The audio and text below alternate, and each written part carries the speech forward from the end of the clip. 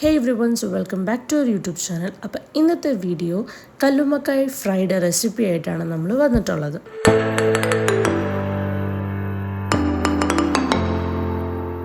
അപ്പോൾ നമ്മൾ ആദ്യം തന്നെ നമ്മൾ വാങ്ങിച്ചിട്ട് വന്ന ഈ കല്ലുമ്മക്കായ് ഒരു 3-4 വട്ടം നല്ല വെള്ളത്തിൽ ഇതുപോലെ വാഷ് ചെയ്തെടുക്കണം. കാരണം നല്ല ചെളിയും എല്ലാം അതിൻ്റെ മുകളിൽ തന്നെ ഉണ്ടാവും.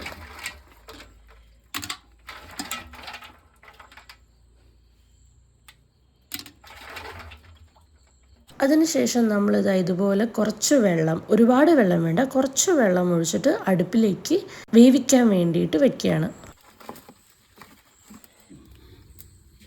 അത് നന്നായിട്ട് തിളച്ച് വരുമ്പോഴത്തേക്കും ഈ കല്ലുമ്മക്കായുടെ ഷെല്ലെല്ലാം ഇതുപോലെ തുറന്നു വരും. അതിനുശേഷം എല്ലാ ഭാഗത്തേക്കും ഈ ചൂട് കറക്റ്റായിട്ട് എത്താൻ വേണ്ടിയിട്ട് അടിയിലുള്ളത് മുകളിലുള്ളത് അടിയിലാവാൻ വേണ്ടിയിട്ട് ഇതുപോലെ ഒന്ന് മറിച്ചു കൊടുക്കുക. അപ്പോൾ അതിൻ്റെ ഷെല്ല് എല്ലാം ഇങ്ങനെ തുറന്നു വരുന്നത് നമുക്ക് കാണാൻ പറ്റും. അതിനുശേഷം വെള്ളം ഊറ്റിക്കളഞ്ഞിട്ട് ഇങ്ങനെ ഒരു പാത്രത്തിലേക്ക് മാറ്റുക.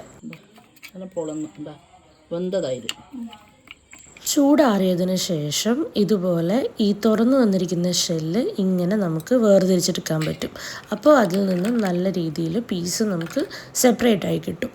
ഇനി നമ്മൾ ചെയ്യേണ്ടത് ഈ ഫ്ലഷിൽ വരുന്ന അഴുക്ക് നീക്കുക എന്നുള്ളതാണ്. അതിനിങ്ങനെ സൈഡിൽ ജസ്റ്റ് പ്രസ് ചെയ്ത് കൊടുക്കുമ്പോൾ അതിലെല്ലാ ചെളികളും ഉള്ളത് ഇങ്ങനെ പയ്യെ പുറത്തേക്ക് വരും. ഇതിനാണ് കുറച്ചധികം സമയം കൂടുതലെടുക്കുക. ശ്രദ്ധിച്ച് ഇതിൻ്റെ ചെളി കളഞ്ഞില്ലെങ്കിൽ ചില ആൾക്കാർക്ക് വയറിന് വയ്യാതെ വരാൻ ചാൻസ് ഉണ്ട്.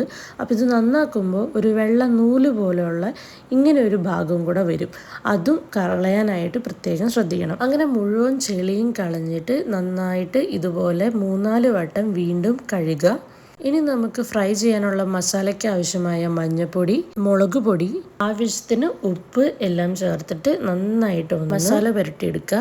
ഇത് മസാല പുരട്ടിയിട്ട് കുറച്ചു നേരം എടുത്ത് വെച്ച് കഴിഞ്ഞിട്ട് വറുക്കുകയാണെങ്കിൽ നല്ല രീതിയിൽ മസാല അതിൽ പിടിച്ചിട്ടുണ്ടാവും. ഇനി ആവശ്യത്തിന് വെളിച്ചെണ്ണ എടുത്തിട്ട് ഇതുപോലെ വറുത്തെടുക്കുക. ശ്രദ്ധിക്കേണ്ട കാര്യം, ഓവറായിട്ട് ഇത് മുരിയാൻ നിന്ന് കഴിഞ്ഞാൽ ചൂയി റബ്ബർ കണക്കിനാവും.